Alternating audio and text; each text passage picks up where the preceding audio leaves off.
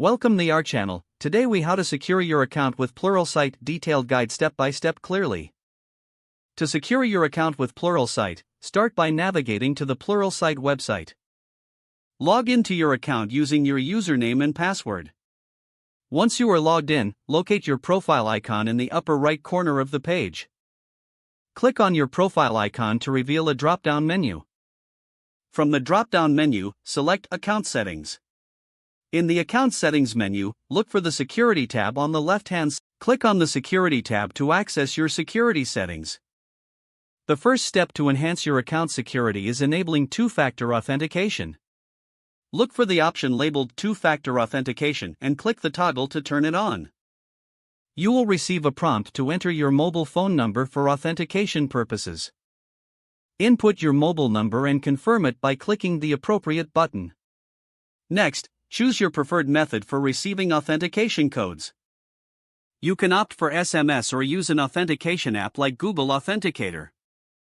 If you choose SMS, a verification code will be sent to your mobile device. Enter that code in the required field to verify your number. If using an authentication app, follow the instructions to scan the QR code displayed. This will link your Pluralsight account with your authentication app.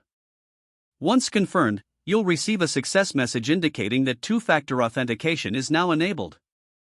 Next, consider changing your password to something more secure.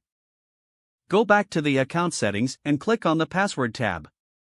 Enter your current password, followed by your new password in the specified fields. Make sure your new password contains a mix of uppercase and lowercase letters, numbers, and special characters. Confirm your new password by typing it again in the appropriate field. Click the Save Changes button to update your password. After updating your password, review your account activity. Look for any unauthorized activity by checking your recent logins. If you notice anything suspicious, change your password immediately. Consider reviewing the applications connected to your account. Disconnect any applications that you no longer use or recognize.